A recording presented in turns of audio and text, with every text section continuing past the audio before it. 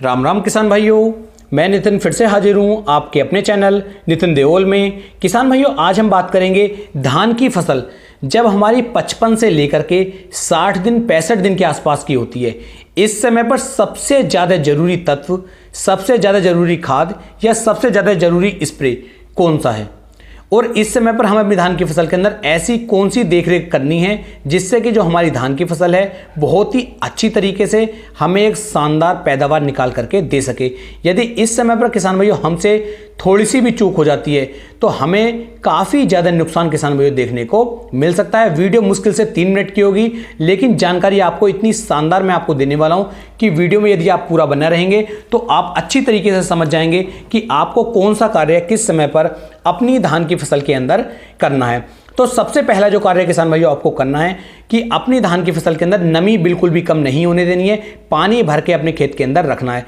यदि इस समय पर पानी की कमी हमारी धान की फसल के अंदर आती है तो फसल अच्छी तरीके से ग्रोथ नहीं कर पाती है, और जब अच्छे से ग्रोथ नहीं होगी तो हमारी जो पैदावार होगी वो भी किसान भाइयों कहीं ना कहीं 10 से लेके 15% तक कम हो जाएगी। तो पानी बिल्कुल भर करके रखें, सिंचाई लगातार करते रहें जिससे कि धान की फसल अच्छी तरीके से टिल्डिंग कर सके, अच्छी तरीके से मेड़ा मार सके और अच्छे कल्ले इसके अंदर बन सकें। दूसरा किसान भाइयों, जब हमारी धान की फसल 55 से लेकर 60 दिन के आसपास की होती है, इसे बहुत सारे माइक्रो न्यूट्रिएंट्स की आवश्यकता पड़ती है, क्योंकि हमने जो है धान की रोपाई के समय या फिर 25 से 30 दिन की अवस्था पर ही खादों का उपयोग किया था, और इस समय पर हमने किसी भी खाद का उपयोग नहीं किया है। और इस समय पर यदि हम खाद का उपयोग नहीं करेंगे, स्प्रे का उपयोग नहीं करेंगे, माइक्रो न्यूट्रिएंट्स नहीं डालेंगे तो हमारी पैदावार काफ़ी कम निकल सकती है। तो इस समय पर आपको एक स्प्रे की आवश्यकता यहाँ पर पड़ने वाली है। एक स्प्रे यहाँ पर आप करेंगे और इस एक स्प्रे के अंदर आपको 2 अलग अलग स्प्रे मिला करके तब आपको इसका स्प्रे करना है। और साथ में किसान भाइयों आप जो है इसके अंदर शैम्पू जरूर मिलाएं।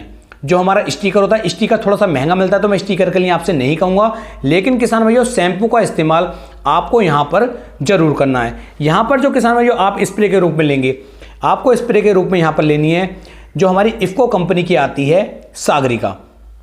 इफ़को कंपनी की जो सागरिका है इसकी मात्रा किसान भाई यहाँ पर आपको 500 ml प्रति एकड़ के हिसाब से लेनी है, जिसके अंदर 60 ऐसे सूक्ष्म पोषक तत्व डाले गए हैं जो हमारी धान की फसल के लिए इस समय पर अति आवश्यक हैं। और इस समय पर यदि हम इनका उपयोग अपनी धान की फसल के अंदर करते हैं तो फसल हमारी पीली नहीं पड़ेगी, फसल हमारी अच्छी तरीके से ग्रोथ करेगी और हमारी पैदावार भी लगभग 15% तक किसान भाइयों बढ़ करके निकलेगी। तो आपको सागरिका की मात्रा लगभग 500 ml प्रति एकड़ के हिसाब से लेनी है।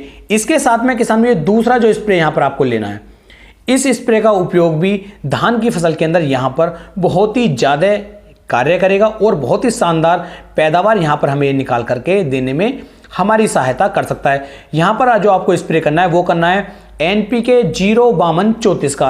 NPK 05234 की जो मात्रा यहाँ पर आप लेंगे वो लेंगे मात्र 700 ग्राम प्रति एकड़ के हिसाब से। 1 किलोग्राम मात्रा आपको यहाँ पर नहीं लेनी है क्योंकि फसल अभी हमारी ज़्यादा बड़ी नहीं है। तो 700 ग्राम प्रति एकड़ के हिसाब से आपको NPK 05234 लेना है और 500 ml लेनी है आपको इफ़को की सागरिका, और 2 से 3 शैम्पू आप इसके अंदर डाल करके इन्हें अच्छी तरीके से किसान भाइयों आपको मिला लेना है। और मिलाने के बाद एक समान रूप से ध्यान देना है, एक समान रूप से पूरे खेत के अंदर आप इसका स्प्रे कर दीजिए। बहुत ही शानदार और अच्छी पैदावार धान की फसल किसान भाइयों आपको निकाल करके देगी। लेकिन कहीं पर भी डबल स्प्रे ना करें, डबल स्प्रे करने से नुकसान भी हो जाते हैं। उम्मीद है ये वीडियो मेरे किसान भाइयों को काफ़ी ज़्यादा पसंद आई होगी। वीडियो अच्छी लगी हो तो वीडियो को आप शेयर करना ना भूलें।